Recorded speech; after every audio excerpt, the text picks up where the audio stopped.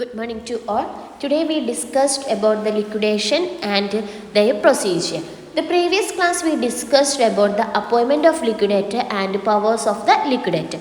Today we discussed rule number 69, that is liquidation procedure.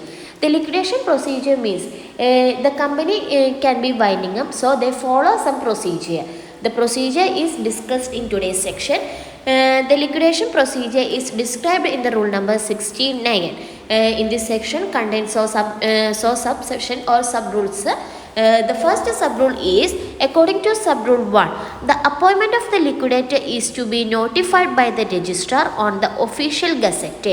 That means the first point is appointment of the liquidator by the registrar on the official gazette. That means എന്താണ് പറയുന്നത്, ലിക്വിഡേറ്ററിൻ്റെ അപ്പോയിൻമെൻറ്റിനെ കുറിച്ചാണ് first sub റൂളിൽ പറയുന്നത്.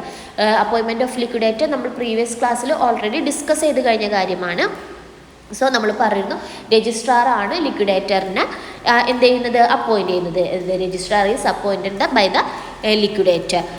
Officially നമ്മൾ ഒരു ലിക്വിഡേറ്ററിനെ എടുത്തു, അല്ലെങ്കിൽ officially നമ്മൾ declare ചെയ്യുകയാണ്, രജിസ്ട്രാർ ഡിക്ലെയർ ചെയ്യുകയാണ് നമ്മൾ ഇന്നൊരു ലിക്വിഡേറ്ററിനെ അപ്പോയിൻറ്റ് ചെയ്തു എന്ന് പറഞ്ഞു. അതാണ് സബ് റൂൾ 1 പറയുന്നത്. Sub rule 1 is the appointment of the liquidator is to be notified by the registrar on the official gazette. Official gazette വഴി നമ്മൾ എന്താണ് ഒരു ലിക്വിഡേറ്ററിനെ അപ്പോയിൻറ്റ് ചെയ്യുന്ന കാര്യമാണ് ഫസ്റ്റ് സെക്ഷനിൽ പറയുന്നത്. The next we move on the point sub rule 2 insists that as soon as the order of winding up taken the effect of the liquidator is to publish a notice requiring all claims against the society to be submitted within 2 months from the date of publication. All the liabilities recorded in the books of society shall be deemed have to duly submitted to him. That means എന്താ പറയണതെന്ന് വെച്ചിട്ടുണ്ടെങ്കിൽ sub rule 2 പറയുന്നത്, നമ്മൾ winding അപ്പിൻ്റെ എഫക്റ്റായിട്ട് നമ്മളൊരു ലിക്വിഡേറ്ററിനെ എന്ത് ചെയ്തു, appoint ചെയ്തു. ഈ liquidator ഒരു നോട്ടീസ് പബ്ലിഷ് ചെയ്തിരിക്കണം. ആ നോട്ടീസിൽ നമ്മൾക്ക് എന്തൊക്കെ കാര്യങ്ങളാണ് സൊസൈറ്റിക്ക് എഗെയിൻസ്റ്റ് ആയിട്ട് വരുന്നത്, ദാറ്റ് മീൻസ് എന്തൊക്കെ ലയബിലിറ്റീസ് ആണ് അല്ലെങ്കിൽ എന്തൊക്കെ അസറ്റ്സ് ആണ് കാര്യങ്ങളൊക്കെ എന്നുള്ളതാണ് ഇതിൻ്റെ അകത്ത് കണ്ടെയ്ൻ ചെയ്തത്. അപ്പോൾ ലിക്വിഡേറ്ററെ നമ്മൾ അപ്പോയിൻറ്റ് ചെയ്ത് വിത്തിൻ 2 monthsനുള്ളിൽ തന്നെ നമ്മൾ ഒരു നോട്ടീസ് പബ്ലിഷ് ചെയ്തിട്ടുണ്ടായിരിക്കണം. അതായത് എന്തൊക്കെയാണ് നമ്മൾ സൊസൈറ്റിക്ക് എഗെയിൻസ്റ്റ് ആയിട്ട് ഐഡൻറ്റിഫൈ ചെയ്തിരിക്കുന്ന കാര്യങ്ങൾ, അല്ലെങ്കിൽ എന്തൊക്കെ റീസൺസ് കൊണ്ടാണ് സൊസൈറ്റി വൈൻഡിങ് അപ്പ് എന്നുള്ളൊരു പൊസിഷനിലേക്ക് പോകാനായിട്ടുള്ള കാരണം, ഇതെല്ലാം കണ്ടെയ്ൻ ചെയ്തുകൊണ്ട് നമ്മൾ ഒരു നോട്ടീസ് പബ്ലിഷ് ചെയ്തിരിക്കണം. ഇതിൻ്റെ അകത്ത് നമ്മൾ എല്ലാ ലയബിലിറ്റീസിൻ്റെ റെക്കോർഡ്സും നമ്മൾ എന്ത് ചെയ്തിട്ടുണ്ടായിരിക്കണം, ഇതോടൊപ്പം സബ്മിറ്റ് ചെയ്തിട്ടുണ്ടായിരിക്കണം. അപ്പോൾ സബ് റൂൾ 2 പറയുന്നത്, നമ്മൾ ലിക്വിഡേറ്ററിനെ വൈൻഡിങ് അപ്പിൻ്റെ പ്രോസസ്സായിട്ട് അപ്പോയിൻറ്റ് ചെയ്തിട്ട് വിത്തിൻ 2 monthsനുള്ളിൽ ലിക്വിഡേറ്റർ ഒരു എന്തൊക്കെ കാര്യങ്ങളാണ് വൈൻഡിങ് അപ്പിന് വേണ്ടിയിട്ട് ഈ സൊസൈറ്റി ഫേസ് ചെയ്യേണ്ടതായിട്ട് വന്നിട്ടുള്ളത്, ഇതെല്ലാം ഉൾക്കൊള്ളിച്ചുകൊണ്ട് ഒരു പബ്ലിക്കേഷൻസ് നടത്തണം. വിത്തിൻ 2 monthനുള്ളിൽ തന്നെ ഈ പബ്ലിക്കേഷൻസ് നടത്തണം. ഇതിൻ്റെ അകത്ത് എന്തൊക്കെ ലയബിലിറ്റീസ് ആണ് റെക്കോർഡ് ചെയ്തിരിക്കുന്നത്, ബുക്സ് ഓഫ് അക്കൗണ്ട്സ് വഴി എന്തൊക്കെ ലയബിലിറ്റീസ് ആണ് വന്നിരിക്കുന്നത് എന്നുള്ള കാര്യങ്ങൾ നമ്മൾ ഈ പബ്ലിക്കേഷൻ്റെ ഒപ്പം സബ്മിറ്റ് ചെയ്തിട്ടുണ്ടായിരിക്കണം. ഇതാണ് സബ് റൂൾ 2 പറയുന്നത്. Next we move on the sub rule 3.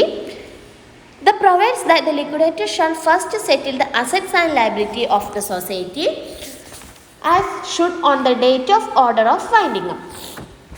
അപ്പോൾ തേർഡ് സബ് റൂളിൽ പറയുന്നത് എന്താണെന്ന് പറഞ്ഞിട്ടുണ്ടെങ്കിൽ, ലിക്വിഡേറ്റർ ഫസ്റ്റ് ചെയ്യേണ്ട പ്രോസസ്സ് എന്ന് പറഞ്ഞിട്ടുണ്ടെങ്കിൽ എന്താണ്, first he settle the assets and liabilities of the society. അതായത് വൈൻഡിങ് അപ്പിന് മുമ്പ് ഫസ്റ്റ് ആദ്യമായിട്ട് ലിക്വിഡേറ്റർ ചെയ്യേണ്ട പ്രോസസ്സ് എന്ന് പറഞ്ഞിട്ടുണ്ടെങ്കിൽ അസറ്റ്സ് ആൻഡ് ലയബിലിറ്റി സെറ്റിൽ ചെയ്യാം. അതാണ് സബ് റൂൾ 3 പറയുന്നത്. Provides the liquidator shawl first settle the assets and liabilities of the society as stood on the date of order of winding up. അപ്പോൾ order of വൈൻഡിങ്ങിന് മുമ്പ് തന്നെ assets and liabilities എന്ത് ചെയ്തിട്ടുണ്ടായിരിക്കണം, സെറ്റിൽ ചെയ്തിട്ടുണ്ടായിരിക്കണം. He will then proceed to determine the contribution to be made by the each of its members, past members, the estate of nominees, hirers, or legal representatives of deceased members, or by an officer or a former officer. That means നമ്മൾ പറഞ്ഞു assets and liabilities ആണ് setup ചെയ്യുന്നതെന്ന് പറഞ്ഞു. അപ്പം നമ്മുടെ liabilities എല്ലാം കൊടുത്തു കഴിഞ്ഞിട്ട് എന്തെങ്കിലും എമൗണ്ട് നമ്മൾക്ക് അതിൻ്റെ അകത്ത് ബാലൻസ് വരാണെന്നുണ്ടെങ്കിൽ ആ എമൗണ്ട് നമ്മൾ അവിടുത്തെ മെമ്പേഴ്സിന്, പാസ്റ്റ് മെമ്പേഴ്സിന്, അതേപോലെ തന്നെ നോമിനീസിന്, ഹയറേഴ്സ്, ലീഗൽ റെപ്രസെൻറ്റേറ്റീവ്സ് എക്സെട്ര, അങ്ങനെ കുറച്ച് പേഴ്സൺസ് ഉണ്ടല്ലോ, നമ്മൾ പ്രീവിയസ് ക്ലാസ്സിൽ ഡിസ്കസ് ചെയ്തിട്ടുള്ള അതേ പേഴ്സൺസ് തന്നെയാണ്. ആ പേഴ്സൺസിന് നമ്മൾ എന്ത് ചെയ്ത് കൊടുക്കണം, ഡിസ്ട്രിബ്യൂട്ട് ചെയ്ത് കൊടുക്കണം. അപ്പോൾ സബ് റൂൾ 3 പറയുന്നത് ഇത്രയേ ഉള്ളൂ. ഫസ്റ്റിൽ എന്താ ചെയ്യേണ്ടത്? വൈൻഡിങ് അപ്പിന് മുമ്പ്, വൈൻഡിങ് അപ്പ് ഓർഡർ കിട്ടിയതിൻ്റെ മുമ്പ് തന്നെ നമ്മൾ അസറ്റ്സ് ആൻഡ് ലയബിലിറ്റീസ് സെറ്റിൽ ചെയ്യണം. ഈ സെറ്റിൽ ചെയ്തിട്ട് ലയബിലിറ്റീസ് കൊടുത്തു കഴിഞ്ഞിട്ട് എന്തെങ്കിലും അസറ്റ്സ് ബാലൻസ് ഉണ്ടെന്നുണ്ടെങ്കിൽ ആ എമൗണ്ട് നമ്മൾ ആർക്ക് കോൺട്രിബ്യൂട്ട് ചെയ്യണം? അവിടുത്തെ മെമ്പേഴ്സിന്, പാസ്റ്റ് മെമ്പേഴ്സിന്, നോമിനീസിന്, ഹയറേഴ്സിന്, ലീഗൽ റെപ്രസെൻറ്റേറ്റീവ്സിനെല്ലാം നമ്മൾ ആ എമൗണ്ട് എന്ത് ചെയ്ത് കൊടുക്കണം? ഡിസ്ട്രിബ്യൂട്ട് ചെയ്ത് കൊടുക്കണം. ഇതാണ് സബ് റൂൾ 3 പറയുന്നത്. Next we discussed about sub rule 4. The liquidator is required to submit to the registrar in the prescribed performa quarterly progress report stating the progress made on the winding up of the society. Sub rule 4 പറയുന്നത് liquidator required to prepare or submit the report to registrar. അതായത് ഒരു prescribed perform ഉണ്ടായിരിക്കും, അതായത് ഒരു prescribed format ഉണ്ടായിരിക്കും. ആ ഫോർമാറ്റിനനുസരിച്ച് ഒരു report liquidator രജിസ്ട്രാറിന് submit ചെയ്തിട്ടുണ്ടായിരിക്കണം. അതേപോലെ തന്നെ ക്വാർട്ടർലി പ്രോഗ്രസ് നമ്മുടെ ലിക്വിഡേറ്ററിനെ അപ്പോയിൻറ്റ് ചെയ്ത് കഴിഞ്ഞിട്ട് ക്വാർട്ടർലി ഉള്ള പ്രോഗ്രസ് എന്തൊക്കെയാണെന്ന് അറിയാനായിട്ട് ഒരു ക്വാർട്ടർലി പ്രോഗ്രസ് റിപ്പോർട്ട്സ് നമ്മൾ എന്ത് ചെയ്തിട്ടുണ്ടായിരിക്കണം? മെയ്ഡ് ചെയ്തിട്ടുണ്ടായിരിക്കണം. അപ്പോൾ അതാണ് പറഞ്ഞത് quarterly progress report stating the progress made on the winding up of the society. അതായത് വൈൻഡിങ് അപ്പ് ആണ് നമ്മൾ നടത്താൻ പോകുന്നത്. അപ്പോൾ വൈൻഡിങ് അപ്പ് എവിടെ വരെ എത്തി, അതിൻ്റെ പ്രൊസീജിയേഴ്സ് എവിടെ വരെ എത്തി എന്നൊക്കെ അറിയാനായിട്ട് ഒരു ക്വാർട്ടർലി റിപ്പോർട്ട് കൂടി നമ്മൾ എന്ത് ചെയ്തിട്ടുണ്ടായിരിക്കണം? പ്രിപ്പയർ ചെയ്തിട്ടുണ്ടായിരിക്കണം. അപ്പോൾ അക്കോർഡിംഗ് ടു സബ് റൂൾ 4 പറയുന്നത് liquidator is required to submit the registrar in the prescribed proforma quarterly progress report stating the progress made on the winding up of the society. അപ്പോൾ അതാണ് sub rule 4 പറയുന്നത്. Means എന്താ പറയുന്നത്? നമ്മളൊരു liquidator ഒരു report രജിസ്ട്രാറിന് ഒരു prescribed പെർഫോമിൽ submit ചെയ്തിട്ടുണ്ടായിരിക്കണം. അതേപോലെ തന്നെ ക്വാർട്ടർലി പ്രോഗ്രസ് റിപ്പോർട്ട് ഉണ്ട് എന്ന് പറഞ്ഞിട്ടുണ്ടെങ്കിൽ നമ്മുടെ വൈൻഡിങ് അപ്പ് പ്രൊസീജിയേഴ്സ് ഏത് സ്റ്റേജിലാണ് ഇപ്പോൾ നിൽക്കുന്നതെന്ന് അറിയാനായിട്ട് ഒരു ക്വാർട്ടർലി പ്രോഗ്രസ് റിപ്പോർട്ടും രജിസ്ട്രാറിന് submit ചെയ്തിട്ടുണ്ടായിരിക്കണം. Next we move on to sub rule 5. The liquidator may act with the previous sanction of the registrar if it is specified in the rules. ഇതെന്ന് പറഞ്ഞാൽ previous rules പ്രകാരം, അതായത് രജിസ്ട്രാർ ചിലപ്പോൾ എന്തെങ്കിലും പ്രൊവിഷൻസോ കാര്യങ്ങളോ അല്ലെങ്കിൽ എന്തെങ്കിലും റൈറ്റ്സോ ഒക്കെ ലിക്വിഡേറ്ററിന് കൊടുത്തിട്ടുണ്ടായിരിക്കും. ആ റൈറ്റ്സ് കാര്യങ്ങളൊക്കെ ഈ ലിക്വിഡേറ്റർ ആക്ട് ചെയ്യേണ്ടതായിട്ട് വരും. അതായത് ആ പൊസിഷനും കൂടി ലിക്വിഡേറ്റർ പ്ലേ ചെയ്യേണ്ടതായിട്ട് വരും. The liquidator may act with the previous sanction of the registrar if it is specified in the rules. The next we move on to sub rule 6. Insists that the liquidator shall deposit all funds in his charge in the post office savings bank or in the financing bank or in any other banks are approved by the registrar. The deposit shall be in the name of the liquidator in his official capacity. Sub rule 6 പറയുന്നത് എന്താണെന്ന് വെച്ചിട്ടുണ്ടെങ്കിൽ നമ്മുടെ cooperative സൊസൈറ്റിയുമായിട്ട് relate ചെയ്ത എന്തെങ്കിലും ഡെപ്പോസിറ്റ്സോ കാര്യങ്ങളോ ഉണ്ടെന്നുണ്ടെങ്കിൽ അതൊന്നില്ലെങ്കിൽ post office savings ബാങ്കിലോ അല്ലെങ്കിൽ finance ബാങ്കിലോ അല്ലെങ്കിൽ അതർ ബാങ്ക്സിൻ്റെ പേരിലോ, അതായത് രജിസ്ട്രാർ ഏത് ബാങ്ക്സ് ആണോ അപ്രൂവ് ചെയ്തിരിക്കുന്നത് അല്ലെങ്കിൽ രജിസ്ട്രാറിൻ്റെ അപ്രൂവലോട് കൂടി പോസ്റ്റ് ഓഫീസിലോ ഫിനാൻസിങ് ബാങ്കിലോ അല്ലെങ്കിൽ എനി അതർ ബാങ്ക്സിലോ നമ്മൾ എന്ത് ചെയ്യാനായിട്ട് പറ്റും? ഡെപ്പോസിറ്റ് ചെയ്യാനായിട്ട് പറ്റും. അതേപോലെ ഈ ഡെപ്പോസിറ്റ് നമ്മൾ മെയ്ഡ് ചെയ്യുന്നത് ലിക്വിഡേറ്ററിൻ്റെ ഒഫീഷ്യൽ കപ്പാസിറ്റിയുടെ ബേസ് ചെയ്തിട്ടായിരിക്കും. അതായത് ലിക്വിഡേറ്ററിൻ്റെ ഒഫീഷ്യൽ നെയിം വെച്ചിട്ടായിരിക്കും നമ്മൾ ഈ ഡെപ്പോസിറ്റ്സ് മെയ്ഡ് ചെയ്യുന്നത്. സബ് റൂൾ 6 പറയുന്നത് നമ്മൾ ലിക്വിഡേറ്റർ കോപ്പറേറ്റീവ് സൊസൈറ്റിയുടെ എന്തെങ്കിലും ഫണ്ട്സ് ഒക്കെ ഉണ്ടെങ്കിൽ അത് ഡെപ്പോസിറ്റ് ചെയ്യേണ്ടതായിട്ട് വരും. ഈ രജിസ്ട്രാറിൻ്റെ അനുവാദത്തോടു കൂടി മാത്രമായിരിക്കണം നമ്മൾ ഡെപ്പോസിറ്റ്സ് നടത്തേണ്ടത്. അത് പോസ്റ്റ് ഓഫീസിലോ അല്ലെങ്കിൽ ഫിനാൻസിങ് ബാങ്കിലോ അല്ലെങ്കിൽ അതർ ബാങ്ക്സിലോ നമുക്ക് ഡെപ്പോസിറ്റ് നടത്താനായിട്ട് പറ്റും. ഈ ഡെപ്പോസിറ്റ് ചെയ്യുമ്പോൾ നമ്മൾ ലിക്വിഡേറ്ററിൻ്റെ ഒഫീഷ്യൽ നെയിമിലായിരിക്കണം ഇത് ഡെപ്പോസിറ്റ് ചെയ്യേണ്ടത്. നെക്സ്റ്റ് പറയുന്നത് sub rule 7 provides that the registrar shall fix the amount of remuneration, if any, to the liquidator or to be charged to be paid by the government to meet the cost of the liquidator. The charges are to be met from the assets of the society in priority to all other claims. That means നമ്മൾ പറഞ്ഞിരുന്നു നമ്മുടെ ലിക്വിഡേറ്ററിൻ്റെ remuneration fix ചെയ്യുന്നത് ആരാന്ന് പറഞ്ഞിരുന്നത്? Registrar ആണ് നമ്മുടെ ലിക്വിഡേറ്ററിൻ്റെ remuneration fix ചെയ്യുന്നതെന്ന് പറഞ്ഞു. അപ്പോൾ ഈ റെമ്യൂണറേഷൻ ഫിക്സ് ചെയ്യുമ്പോൾ നമ്മുടെ ഗവൺമെൻറ് ഫിക്സ് ചെയ്യുമ്പോൾ നമ്മുടെ അസറ്റ്സ് കോപ്പറേറ്റീവ് സൊസൈറ്റിയുടെ അസറ്റ്സ് ഉണ്ടായിരിക്കില്ലേ, അതിൻ്റെയൊക്കെ ബേസ് ചെയ്തിട്ടായിരിക്കും റെമ്യൂണറേഷൻ ഫിക്സ് ചെയ്യുന്നത്. അതേപോലെ ഫസ്റ്റ് പ്രയോറിറ്റി റെമ്യൂണറേഷൻ, അതായത് ലിക്വിഡേറ്ററിൻ്റെ റെമ്യൂണറേഷൻ പ്രൊവൈഡ് ചെയ്യാനായിട്ടായിരിക്കും ഫസ്റ്റ് പ്രയോറിറ്റി വരുന്നത്. The provided the registrar shall fix the amount of remuneration, if any, the liquidator or the charges to be paid to the government to meet the cost of liquidator. The charges are to be met from the assets of the society in priority to all other claims. എന്താ പറയുന്നത്? ലിക്വിഡേറ്ററിൻ്റെ remuneration കൊടുക്കുക എന്നുള്ളതാണ് first priority. അതായത് cooperative സൊസൈറ്റിയുടെ assets നമ്മൾ sale ചെയ്യുകയോ hand over ചെയ്യുകയോ ചെയ്യില്ല. അപ്പോൾ അതിൽ നിന്ന് കിട്ടുന്ന എമൗണ്ട് ഫസ്റ്റ് പ്രയോറിറ്റി എന്ന് പറഞ്ഞിട്ടുണ്ടെങ്കിൽ ലിക്വിഡേറ്ററിൻ്റെ റെമ്യൂണറേഷൻ കൊടുക്കാനായിരിക്കും. അതർ ലയബിലിറ്റീസോ കാര്യങ്ങളൊക്കെ എന്തെങ്കിലുമൊക്കെ ഉണ്ടെങ്കിൽ അത് മീറ്റ് ചെയ്യുന്നത് അത് കഴിഞ്ഞിട്ടായിരിക്കും. Next we move on the sub rule 8 gives power to the liquidator to call for the general body meeting of members. അതായത് നമ്മൾ നേരത്തെ പറഞ്ഞ തന്നെ പവേഴ്സ് ടു ലിക്വിഡേറ്ററിൽ നമ്മൾ പറഞ്ഞു ജനറൽ ബോഡി മീറ്റിംഗ് വിളിക്കാനായിട്ടുള്ള റൈറ്റ് അല്ലെങ്കിൽ പവർ ലിക്വിഡേറ്ററിനുണ്ടെന്ന്. അതാണ് സബ് റൂൾ 8 പറയുന്നത്. Next sub rule 9 provides that in the general body meeting the liquidator shall summarize the proceedings and taking decision regarding the utilization of surplus fund if any. അതായത് നമ്മൾ പറഞ്ഞു general body meeting വിളിക്കുന്നു പറഞ്ഞു. ഈ general ബോഡിയിൽ നമ്മൾ summarise ചെയ്യാണ് എന്തൊക്കെയായിരുന്നു പ്രൊസീഡിങ്സ് എന്തൊക്കെയായിരുന്നു എന്ന് സമ്മറൈസ് ചെയ്യും. അതേപോലെ തന്നെ എന്തൊക്കെ ഡിസിഷൻസ് ആണ് നമ്മൾ ടേക്ക് ചെയ്തതെന്ന് പറയും. അതോടൊപ്പം തന്നെ നമ്മൾക്ക് എന്തെങ്കിലും സർപ്ലസസ് എന്തെങ്കിലും പ്രോഫിറ്റോ കാര്യങ്ങളോ അതിൽ നിന്ന് ഉണ്ടെന്നുണ്ടെങ്കിൽ അത് എങ്ങനെ യൂട്ടിലൈസ് ചെയ്യണം എന്നുള്ള കാര്യങ്ങളും ഈ ജനറൽ ബോഡി മീറ്റിംഗിലായിരിക്കും ഡിസ്ക്ലോസ് ചെയ്യുന്നത്. Next we move on as per the sub rule 10. And undischarged liabilities, if any, is to be deposited in the financing bank for giving the claimant of the future date. അതായത് എന്തെങ്കിലും അൺഡിസ്ചാർജ്ഡ് ലയബിലിറ്റീസോ കാര്യങ്ങളോ ഒക്കെ ഉണ്ടെന്നുണ്ടെങ്കിൽ നമ്മളത് financing ബാങ്കിലായിരിക്കും അത് deposit ചെയ്യുന്നത്. Future ഒരു date വെച്ചിട്ട്, അതായത് ഇനി വരാൻ പോകുന്ന ഒരു ഫ്യൂച്ചർ ഡേറ്റിൻ്റെ ബേസിസിൽ എന്തെങ്കിലും ക്ലെയിംസോ അൺഡിസ്ചാർജ്ഡ് ലയബിലിറ്റീസ് എന്തെങ്കിലുമൊക്കെ ഉണ്ടെന്നുണ്ടെങ്കിൽ അത് ഫിനാൻസിങ് ബാങ്കിൽ ഡെപ്പോസിറ്റ് ചെയ്യും. Next we move on the sub rule 11. The registrar can remove a liquidator at any time for the good and sufficient reason. Error in cases, he may hand over the properties and documents to such a person as the registrar may direct. On such removal, the registrar may appoint another person as a liquidator. Sub rule 11 പറയുന്നത് എന്താണെന്ന് വെച്ചിട്ടുണ്ടെങ്കിൽ രജിസ്ട്രാറിന് ഏത് ടൈമിലും ലിക്വിഡേറ്ററിനെ remove ചെയ്യാനായിട്ടുള്ള right ഉണ്ട്. അങ്ങനെ വെറുതെ remove ചെയ്യാൻ പറ്റില്ല. എന്തെങ്കിലും ഒരു സഫീഷ്യൻ്റ് ആയിട്ടുള്ള റീസൺ ഉണ്ടെന്നുണ്ടെങ്കിൽ, അതായത് ആൾ എന്തെങ്കിലും നമ്മുടെ റൂൾസ് ആൻഡ് റെഗുലേഷന് എഗെയിൻസ്റ്റ് ആയിട്ട് എന്തെങ്കിലും ചെയ്തിട്ടുണ്ടെന്നുണ്ടെങ്കിൽ രജിസ്ട്രാറിന് ലിക്വിഡേറ്ററിനെ റിമൂവ് ചെയ്യാനായിട്ടുള്ള റൈറ്റ് ഉണ്ട്. അറ്റ് എ ടൈം തന്നെ രജിസ്ട്രാറിന് വേറൊരു പേഴ്സണ് ലിക്വിഡേറ്ററായിട്ട് അപ്പോയിൻറ്റ് ചെയ്യാനായിട്ടുള്ള റൈറ്റും വരുന്നുണ്ട്. അതാണ് സബ് റൂൾ 11 പറയുന്നത്. അപ്പോൾ സബ് റൂൾ 11 പറയുന്നത് registrar can have a right to remove the liquidator if any sufficient reason against the liquidator, and on such removal the registrar may appoint another person as a liquidator. ഇതാണ് sub rule 11 പറയുന്നത്. Next we move on the sub rule 12.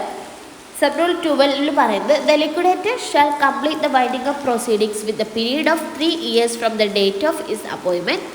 If this is not possible for reasons beyond the control of the liquidator, he may apply to the registrar with a sufficient reason for extending the period of liquidation. ഇപ്പോൾ last subsection 12 പറയുന്നത് എന്താണെന്ന് വെച്ചിട്ടുണ്ടെങ്കിൽ നമ്മൾ date of appointment, അതായത് ലിക്വിഡേറ്ററിനെ appoint ചെയ്ത് within 3 ഇയേഴ്സിനുള്ളിൽ നമ്മുടെ liquidation proceedings അല്ലെങ്കിൽ വൈൻഡിങ് അപ്പ് പ്രൊസീഡിങ്സ് കംപ്ലീറ്റ് ആക്കിയിട്ടുണ്ടായിരിക്കണം. ഇൻ കേസ് ആ ലിക്വിഡേറ്ററിന് 3 വർഷം കൊണ്ട് ആ പ്രൊസീഡിങ്സ് കംപ്ലീറ്റ് ആയിട്ടില്ല എന്നുണ്ടെങ്കിൽ അത് രജിസ്ട്രാറിനെ അറിയിക്കുക. അതോടൊപ്പം തന്നെ എന്തുകൊണ്ടാണ് ഒരു സഫീഷ്യൻറ്റ് റീസൺ കൊണ്ടാണ് ലിക്വിഡേറ്ററിന് ആ പ്രോസസ്സ് കംപ്ലീറ്റ് ചെയ്യാൻ പറ്റാതിരുന്നെന്നുണ്ടെങ്കിൽ ആ റീസൺ രജിസ്ട്രാറിനെ അറിയിക്കുക. അങ്ങനെയാണെന്നുണ്ടെങ്കിൽ രജിസ്ട്രാർ ചിലപ്പോൾ ടൈംസ് എക്സ്റ്റെൻഡ് ചെയ്ത് കൊടുക്കാനായിട്ടുള്ള കാര്യമുണ്ട്, എക്സ്റ്റെൻഡ് ചെയ്ത് കൊടുക്കാനായിട്ടുള്ള റൈറ്റ്സ് ഉണ്ട്. അപ്പോൾ സബ് റൂൾ 12 പറയുന്നതാണ് liquidator shall complete winding up procedures within period of 3 years. If any 3 വർഷത്തിനുള്ളിൽ ആളെന്ത് ചെയ്തിട്ടുണ്ടായിരിക്കണം, വൈൻഡിങ് അപ്പ് പ്രൊസീഡിങ്സ് കംപ്ലീറ്റ് ചെയ്തിട്ടുണ്ടായിരിക്കണം. If in case any chances of he cannot complete any winding up procedures, he can report the registrar and tell the sufficient reason for the delay of winding up. അപ്പോൾ അതാ പറയുന്നത് എന്തുകൊണ്ടാണ് ഇങ്ങനെ complete ആക്കാൻ പറ്റാഞ്ഞെന്നുള്ള കാര്യം രജിസ്ട്രാറിനെ അറിയിക്കാം. രജിസ്ട്രാറിന് ആ ടൈം എക്സ്റ്റെൻഡ് ചെയ്ത് കൊടുക്കാനായിട്ടുള്ള റൈറ്റ് വരുന്നുണ്ട്. ഇതാണ് സബ് റൂൾ 12 പറയുന്നത്. അപ്പോൾ ഇന്ന് നമ്മൾ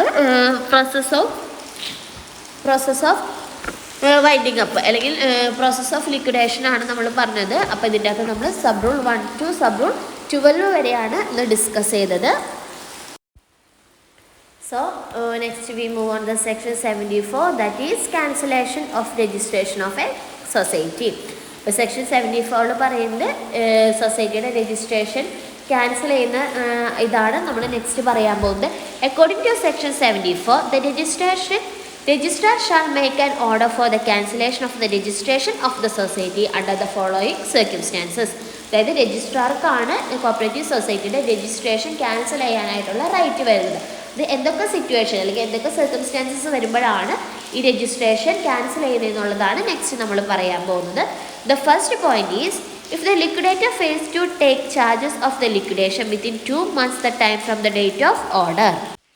That means നമ്മൾ പറഞ്ഞു, if the liquidator fails to take charge of the liquidation within 2 months time from the date of order. That means നമ്മുടെ ലിക്വിഡേറ്റർ നമ്മൾ അപ്പോയിൻറ്റ് ചെയ്തു, പക്ഷേ ആ ലിക്വിഡേറ്റർ നമ്മൾ പറഞ്ഞിരിക്കുന്ന ഡേറ്റ് ഓഫ് ഓർഡർ നമ്മളൊരു ഡേറ്റിൽ ജോയിൻ ചെയ്യണമെന്ന് പറഞ്ഞിരുന്നു. ആ ജോയിൻ ചെയ്യാനായിട്ട് പറഞ്ഞിരിക്കുന്ന ടൈം കഴിഞ്ഞിട്ടും 2 month ആയിട്ടും ആൾ ജോയിൻ ചെയ്തിട്ടില്ല എന്നുണ്ടെങ്കിൽ നമുക്ക് ക്യാൻസൽ ചെയ്യാനായിട്ടുള്ള റൈറ്റ് ഉണ്ട്. If the liquidator fail to take charge, അതായത് ലിക്വിഡേറ്റർ ആ ചാർജ് ടേക്ക് ചെയ്യാനായിട്ട് വില്ലിങ് അല്ല, അതായത് നമ്മളൊരു പീരീഡ് കൊടുത്തിരുന്നു ആളുടെ അടുത്ത് ജോയിൻ ചെയ്യുക, ആ ജോയിൻ ചെയ്യാൻ പറഞ്ഞിരിക്കുന്ന പീരീഡ് കഴിഞ്ഞ് 2 month കഴിഞ്ഞിട്ടും ആൾ ജോയിൻ ചെയ്തിട്ടില്ല എന്നുണ്ടെങ്കിൽ നമ്മൾക്ക് ക്യാൻസലേഷൻ ചെയ്യാനായിട്ടുള്ള റൈറ്റ് ഉണ്ട്.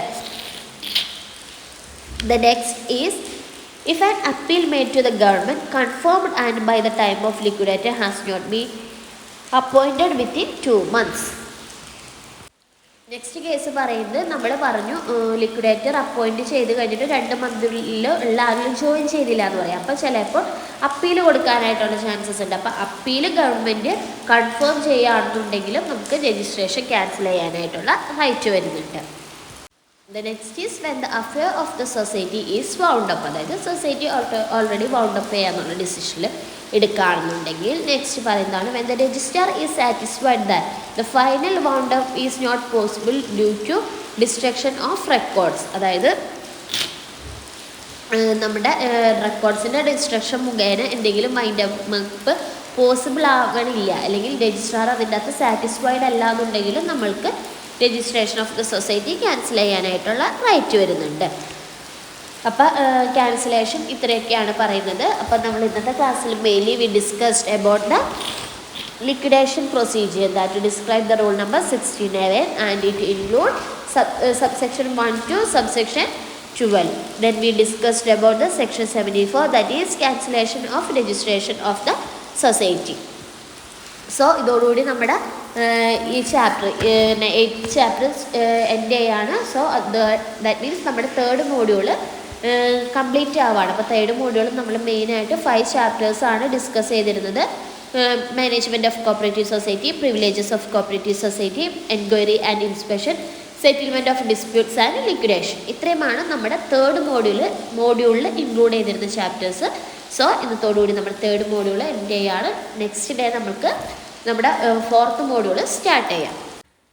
സോ ഇന്നത്തെ ക്ലാസ് കേട്ടിട്ട് നിങ്ങൾ ആൻസർ ചെയ്ത് വെക്കേണ്ട questions, first one is discuss the procedure of liquidation, അതായത് നമ്മൾ ലിക്വിഡേഷൻ്റെ പ്രൊസീജിയർ ഇന്ന് പഠിച്ചിരുന്നു. ദാറ്റ് മീൻസ് റൂൾ നമ്പർ 69 പഠിച്ചിരുന്നു, അതാണ് നിങ്ങൾ ഡിസ്ക്രൈബ് ചെയ്യേണ്ടത്. Second question is how the registration if the society is cancelled. നമ്മൾ സെക്ഷൻ 74 ഡിസ്കസ് ചെയ്തിരുന്നു, കോപ്പറേറ്റീവ് സൊസൈറ്റിയുടെ രജിസ്ട്രേഷൻ ക്യാൻസൽ ചെയ്യാന്നുള്ള കാര്യം. അത് രണ്ടുമാണ് കേട്ടോ നിങ്ങളിന്ന് എഴുതി സബ്മിറ്റ് ചെയ്യേണ്ടത്. അപ്പോൾ എന്തെങ്കിലും ഡൗട്ട്സ് ഉണ്ടെങ്കിൽ ചോദിക്കുക. Thank you.